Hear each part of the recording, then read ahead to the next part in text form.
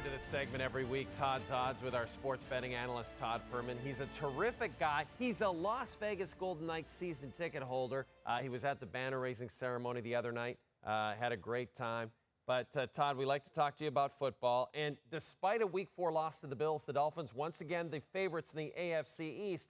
However, the Bills have a mighty easy matchup against the New York Football Giants on Sunday. Should bettors be jumping on that plus money you can get with the Bills to win the division?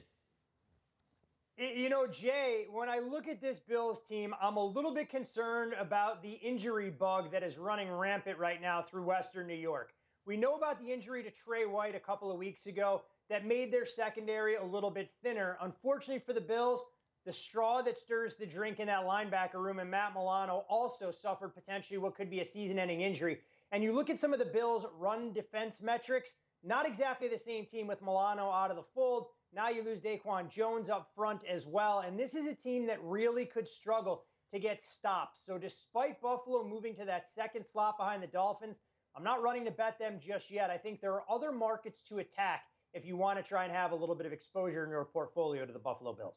Todd, the legend of Brock Purdy continues to fascinate. He was 50-1 preseason to win the MVP. No one thought he had a shot. Now he's plus 650. Should we be jumping on this? Is there a legitimate case to be made, or should we be looking elsewhere? I mean, Jay, can I say anything negative about Brock Purdy during the month of Brocktober? The reality of it is he's leading this 49ers offense to dynamic scoring outputs every single Sunday. Through the first 5 weeks, you look at what Purdy has done. He's electrifying the league with what he's been able to do to stretch the field with some of those intermediate and deep throws. But I think it's a little bit of buyer beware because you're officially buying in at the top of the market with Purdy. And if you look at this 49ers team, it's difficult to say that he is the true catalyst for everything they're doing offensively, knowing how well Christian McCaffrey has performed. I actually think it creates some value further on down the odds board. And Jay, we talked about the Buffalo Bills. Maybe this is the chance to buy in on Josh Allen, knowing that the Bills offense is going to have to carry some of their defensive liabilities throughout the latter portions of the campaign. Fascinating, and music to the Mafia's ears, I'd say.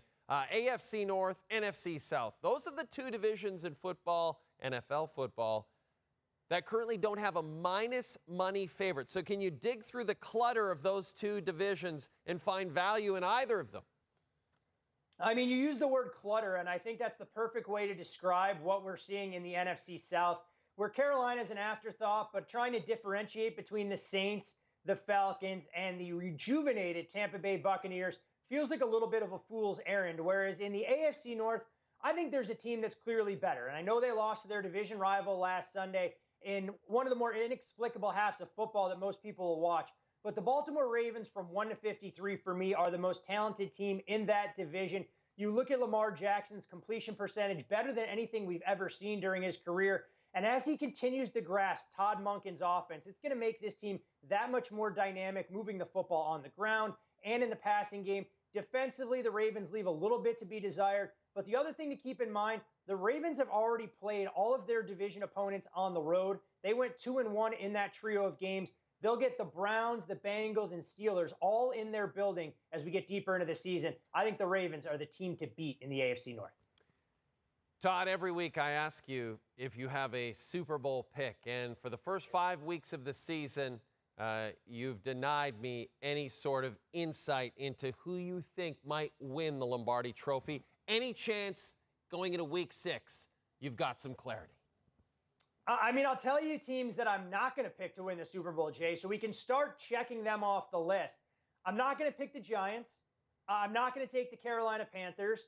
I'm pretty close to removing the Cowboys from contention as well, given what we saw from the Green Bay Packers and Jordan Love. So those are a couple teams we can remove. And maybe by process of elimination, if we remove 2 or 3 teams each week until we get to the conference championships, we'll be one step closer to figuring out my ultimate Super Bowl pick. So, nope, I'm abstaining again as we head into Week 6.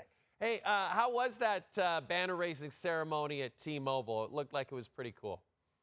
I'm pretty sure, Jay, that Bill Foley and the rest of the Knights organization rigged that giant slot machine because anyone knows when they come to Las Vegas, You don't hit a jackpot and win a Stanley Cup banner just because you're out there. So I want the Gaming Control Board to look into it. I really think that whole thing was rigged, and I want a full-blown investigation. And if anyone can get that full-blown investigation to happen, it's this guy, the king of Vegas, Todd Fuhrman. You're the best, pal.